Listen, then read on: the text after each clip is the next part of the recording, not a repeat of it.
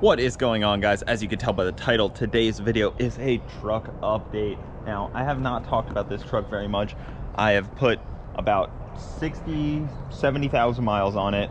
It has 110,000 miles at the moment, and we're gonna go through it. I'm gonna show you guys what I keep in here. I'm gonna talk about some of the good, the bad, the ugly, the benefits, the downfalls of this vehicle, and we're going to talk about it. Well, so it's about 3-year update at this point. We've had this truck part of the Bogetti Racing fleet, I guess. This is kind of the leader. It has been a part of every single track outing, pretty much, besides Sick Week. Like, every time the Camaro's at the track, every time Chip's at the track, for the most part, this car is there, doing it, bringing them, making sure we are okay, making sure we get there safely and smoothly. This thing is freaking fantastic. I have only good things to say about this car. So 3 years, I think I put 70,000 miles on it.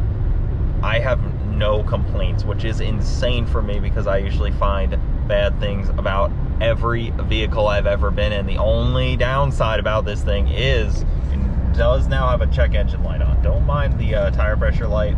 My passenger side rear is a smidge low, just needs a little bit of air in it, like 2 psi, because of the cold. But the check engine light has now come on, and that is it is a NOx, I think, if I remember correctly, the code, I had it read and cleared.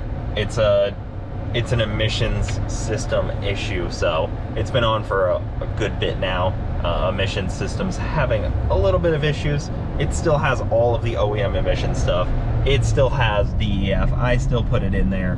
I follow the law to a T, 100%, but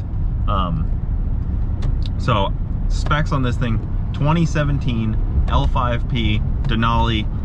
Basically every single option that I know of besides 2 of them. It doesn't have a sunroof, which I didn't want, and it does not have the electric mirrors where they come out on their own, which I don't know if that was an option in 2017. I know some of them have them. It doesn't have that. It has all the chrome packaging, and I have not deleted a single bit of chrome because you guys know chrome gets her home. Chrome is life. This car and the wagon are my grandpa vehicles with the chrome. I don't know if F-Body's ever had any chrome on them like that. Maybe just the wheels, so that doesn't really count. But no chrome deletes in sight. I use this thing as legitimately a mobile office. I do everything out of this truck. In the truck, I have so many things, and I'm gonna go through that in just a few minutes here. What I keep in my truck that I drive every single day, and how maybe that'll affect what you guys keep in your truck, because some of these things I'd recommend bringing with you on a daily basis. Just my experience.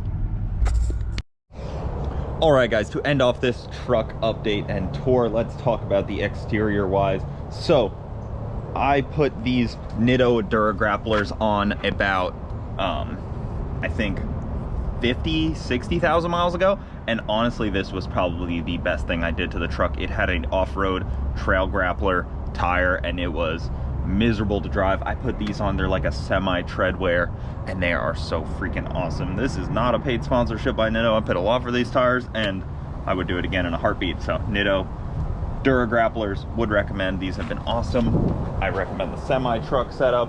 It still has all of its chrome trim everywhere, chrome wheels. Another thing, when I bought this truck, it had the roll and lock on the for a cover, the tonneau cover here, and this thing has been awesome. Would definitely recommend that as well.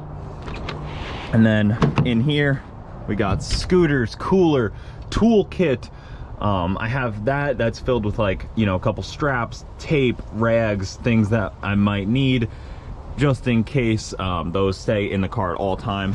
I always like to keep a toolkit in the car. I would recommend finding like a good toolkit. I use a what is that one? It's a it's just like a multi-piece, like 150 piece toolkit. Would recommend it. In the back, keep a little cooler for some drinks. I keep a first aid kit in here, fire extinguisher, a little bit of cleaner, hats, duct tape, rain jacket, a little bit of extra coolant.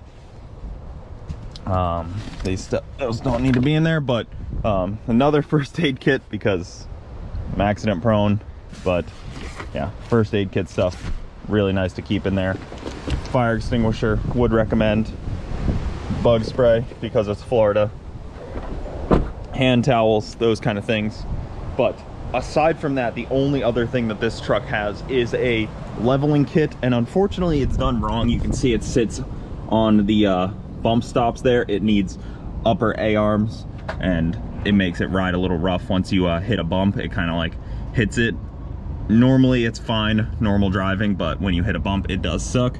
The way that this was done by the previous owner, I have not gotten A-arms yet, and it's the correct way to do it.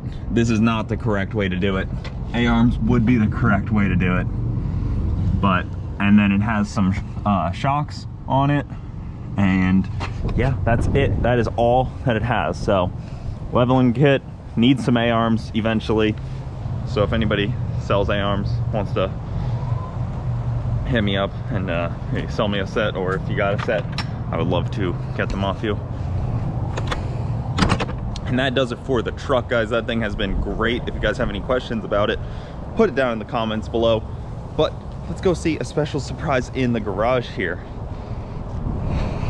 because the garage has got some cool stuff in it right now.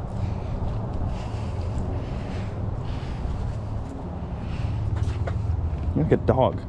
This chicken just follows me around. So in the garage today, we have two Pewter F-bodies. One of them is actually a Trans Am WS6 owned by the one and only Sketchy Vert. The other one is my V6 car, clapped out, you know, 300,000 mile unit. This thing has like, I think like 50,000 miles on it or something. Very low mile. This thing is super nice. We were just messing with it. I'll give you a little insight on what's wrong with it. Yeah, that's not supposed to happen. And a couple other things. It needs motor mounts too. But we were just tweaking on some things. He brought it over the other day, and then we got my car. So my car and Sketchy's car for the first time ever in the same garage. Pretty cool. Pretty freaking cool. It's just not all the way up on the lift. They can go much higher, but the hood doesn't hit either. It gets like an inch away. This Benpack lift has been awesome. I would recommend. 145 inches tall, and the ceiling is like 146 inches tall, so pretty tight setup here. So this is why I did the lift this way. You know, I guess we could do an update on the lift as well.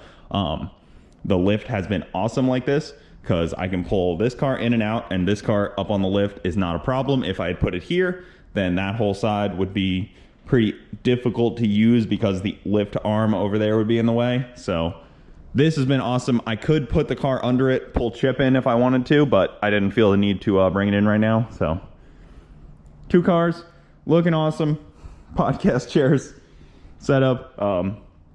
Got some more to film next week, but they won't be filmed here. So if you guys want to see some guests on the podcast coming soon, I was talking to Mr. Sam the other day. So Bogetti Studios, there will be a link right here. Right once this video ends, there will be a link. So guys, that's gonna do it though. Thank you so much for watching. Keep it saucy. I will see you next time.